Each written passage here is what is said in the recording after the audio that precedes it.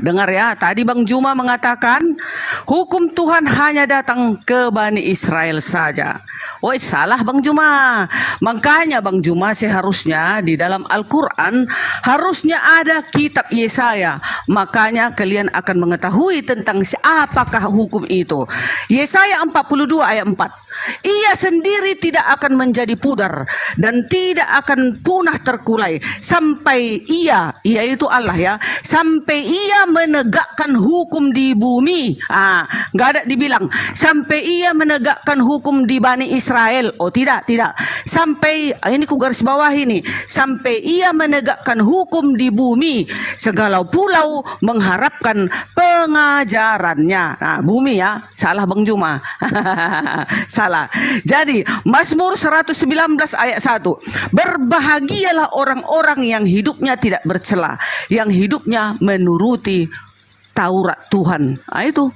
Jadi jangan Bang Juma bilang ini hanya untuk Bani Israel, untuk bumi, untuk seluruh bumi. Nah, Mazmur 119 ayat 2. Berbahagialah orang-orang yang memegang perintah-perintahnya itu maksudnya hukum-hukumnya, yang mencari Dia dengan segenap hati.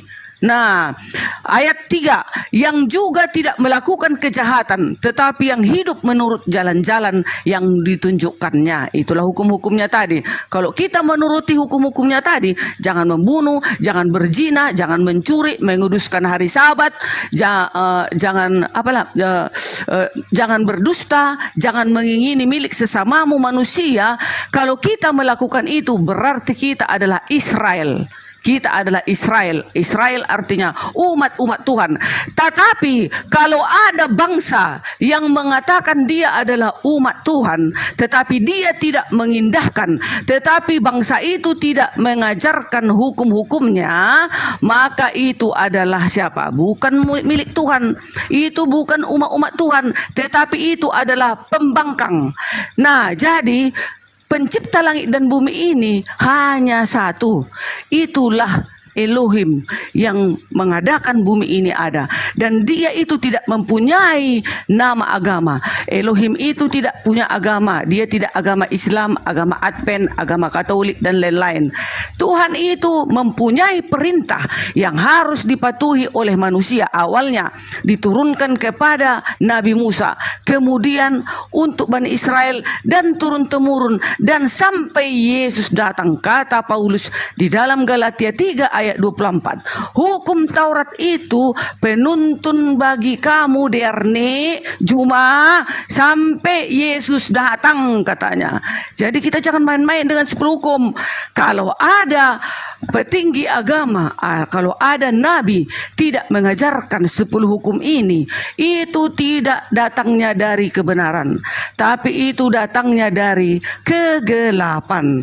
Di sini dikatakan di dalam Mazmur 119 ayat 137, Engkau adil ya Tuhan, dan hukum-hukummu benar, katanya lagi. Mazmur 119 ayat 144, peringatan-peringatanmu adil untuk selama-lamanya. Udah. Mazmur 158 ayat berapa ini? 119. Melihat pengkhianat-pengkhianat itu merasa jemu karena mereka tidak berpegang pada janjimu. Janjimu itu maksudnya hukum-hukum Tuhan. Di dalam Wahyu Bang Juma, Wahyu 11 ayat 19, sewaktu penglihatan Yohanes di Pulau Patmos, maka terbukalah bait suci yang di surga, dan kelihatanlah tabut perjanjiannya. Tahu Bang Juma tabut perjanjian? Itu adalah 10 hukum dan isi-isi tongkat Musa dan apa itu semua itu. Nah, itu termasuk tabut perjanjian di dalam bait suci itu, dan terjadilah kilat deru debu dan gempa bumi dan hujan es. Dan Yohanes waktu mimpi dia di Pulau Patmos, dia melihat hukum Taurat itu, hukum 10 itu ada sekarang di bait suci. Jadi jangan main-main kita dengan 10 hukum. Jangan kita bilang itu karena dibilang di dalam Galatia sudah Sudah dibatalkan, bukan dihilangkan, tetapi dipersatukan di dalam Yesus hukum Taurat itu. Kalau kedatangan Yesus menggenapi, jadi hukum Taurat itu dipersatukan oleh Yesus. Dan siapa sudah pengikut Yesus, sudah harus barang tentu dia tidak membunuh, mencuri, merampok, berzina, menyembah berhala, tidak mengingini milik sesama manusia. Sudah barang tentu dia mengikuti perintah-perintahnya itu tadi. Itu Bang Cuma, alangkah indahnya peraturan itu. Kok mesti kita ributi lagi? Kok mesti kita teror-teror lagi? Sementara Tuhan sudah indah menuliskan itu di 2 loh batu melalui Musa awalnya. Kemudian menjadi penuntun bagi kamu sampai Yesus datang, kata Paulus. Silakan Bang Cuma. Oke, baik. Jadi kalau hanya sekedar mengklaim memiliki hak orang itu memang enak, tanpa mau memahami delik yang ada di dalam hukum tersebut. Yang pertama, Nabi Musa hanya untuk Bani Israel. Yang kedua, Yesus hanya untuk Bani Israel. Pengakuan dari 2 oknum ini dari mulutnya sendiri. Kisah Para Rasul 23, dia adalah juru selamat untuk Bani Israel, yaitu Yesus. 1. Kemudian, kalau berbicara mengenai hukum Tuhan itu untuk Bani Israel. Yesus datang hukum-hukumnya untuk Bani Israel. Yesus mengatakan dalam Matius 23, orang-orang Yahudi, ahli Taurat, orang Farisi menduduki kursi Musa. Tetapi jangan kau ikuti mereka, karena mereka berkata tapi mereka tidak melakukan hukum Taurat. Sama dengan Kristen. Masalahnya sekarang adalah hukum ini tidak berlaku kepada bangsa lain. Hukum itu hanya untuk Bani Israel. Tak boleh. Kalau Anda non Yahudi yang masuk ke dalam, berarti dia nyamar. Seakan-akan dia ini adalah Bani Israel. Untuk dipaksakan Israel rohani. Harus. Karena gimana caranya mau nyamar? Secara nasab bukan Bani Israel. Jadi terpaksa untuk supaya nyamar menggunakan istilah rohani. Nah sekarang mari kita lihat. Apakah hukum Tuhan yang datang ke tengah-tengah Bani Israel itu masih berlaku? Setelah Tuhan kemudian murka kepada mereka. Kita baca Amos 2. Beginilah firman Tuhan. Karena 3 perbuatan jahat Moab, bahkan 4, aku tidak akan menarik kembali keputusanku. Oleh karena itu ia telah membakar tulang-tulang Raja Edom menjadi kapur. Yang ketiga, beginilah firman Tuhan. Karena 3 perbuatan jahat Yehuda, bahkan 4, aku tidak akan menarik kembali keputusanku. Oleh karena mereka telah menolak hukum Tuhan dan tidak berpegang pada ketetapan-ketetapannya, tetapi disesatkan oleh dewa-dewa kebohongan. Yang ketiga, beginilah firman Tuhan. Karena 3 perbuatan jahat Israel, bahkan 4, aku tidak akan menarik kembali keputusanku. Oleh karena mereka menjual orang benar karena uang, dan orang miskin karena sepasang kasut. Yesus dijual ke Roma. Tuhan tidak akan menarik lagi sumpahnya kepada Bani Israel. Ini katanya firman Tuhan. Oleh karena itulah kemudian Tuhan mendatangkan hukum yang baru. Al-yauma akmaltu. Itu jelas itu. Al-yauma akmaltu lakum dinakum atmamtu alaikum ni'mati wa raditu lakumul Islam madina. Pada hari ini telah kusempurnakan ajaranmu. Karena ajaran Islam itu memang sudah diajarkan dari sejak Nabi Adam. Sempurna pada zamannya, di mana nabi-nabi itu diutus kepada kaum yang di mana mereka diutus. Tapi ketika nabi umat Islam sebagai penutup para nabi, maka kesempurnaan syariat-syariat itu kemudian batal. Dan yang berlaku kemudian adalah hukum baru.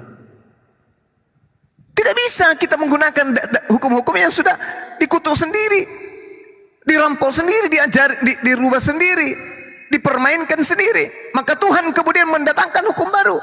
Tuhan itu satu, betul. Kepada Nabi Adam Tuhannya satu, Allah. Pada Nabi Abraham Tuhannya satu, Allah. Pada Nabi Musa, Allah. Isa, Allah. Semuanya Allah, tidak ada yang lain. Dialah yang kemudian memberikan hukum-hukum kepada para nabi-nabi. Maka ketika Islam itu datang, apa kata Allah? Ya ahlal kitab, qad ja'akum rasuluna yubayyinu lakum katsiran mimma kuntum tukhfuna minal kitab wa ya'funa an katsir. Qad ja'akum minallah wa nur wa kitabum mubin. Wahai ahli kitab, orang Yahudi yang pernah diberi Taurat, orang Nasrani yang pernah dikasih Injil, telah datang kepada kalian Rasul kami dengan menjelaskan kepadamu banyak hal dari isi kitab yang kalian sembunyikan. Sungguh telah datang kepadamu cahaya dari Allah, yaitu Islam, dan kitab yang menjelaskan, yaitu Al-Quran. Yahdi bihillah manittaba ridwana subulan salam wa yukhrijuhum minaz zulumati ilan nur biizni wa yahdihim ila siratim mustaqim. Dengan Al-Quran itulah kalian, Allah memberi petunjuk kepada orang-orang yang mengikuti keridaannya kepada jalan keselamatan. Dan dengan Al-Quran itu pula Allah mengeluarkan orang-orang dari gelap gulita menuju kepada cahaya dengan petunjuknya dan menunjukkan kepada jalan yang lurus. Ini yang dikatakan oleh Al-Quran. Sehingga Allah meneguhkan, alladzina yattabi'una ar-rasulan nabiyyal ummiyal ladzi yajidunahu maktuban indahum fit Taurah wal Injil ya'muruhum bil ma'ruf wa yanhahum 'anil munkar.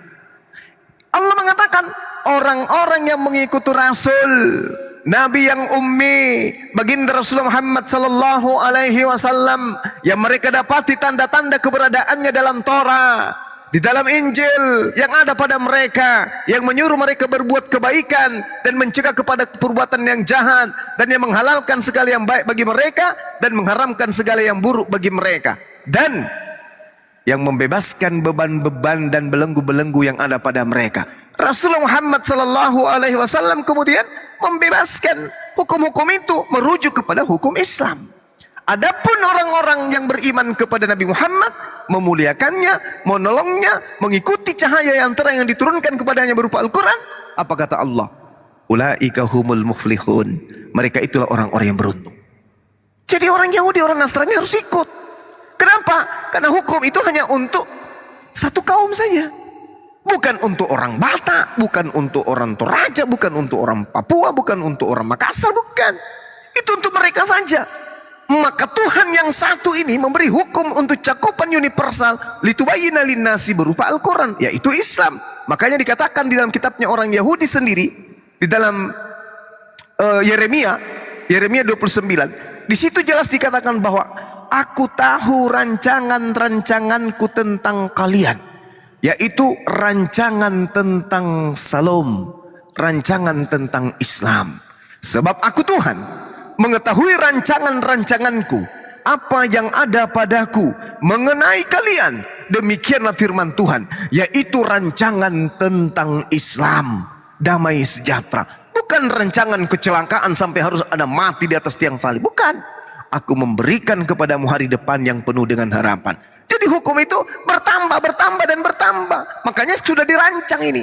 Rancang itu berarti sudah direncanakan, sudah disetting oleh Allah akan mendatangkan hukum yang jauh lebih sempurna. Makanya Yesus mengatakan dalam Matius 5 nomor 20, jika hidup keberagamaanmu tidak lebih baik daripada hukum Taurat, maka engkau tidak akan masuk ke dalam surga. Masih banyak yang ingin aku ajarkan kepadamu, tapi kalian belum sanggup untuk menanggungnya. Tapi ketika ia datang, yaitu Nabi kebenaran, dialah yang akan mengajarkan segala sesuatu kepada engkau, yang mengajarkan tentang keadilan. Inilah yang dimaksud dalam Al-Quran. Yahdi bihillah manittaba ridwanahu subulan salam wa yukhrijuhum minaz zulumati ilan nur biizni wa yahdihim ila siratim mustaqim.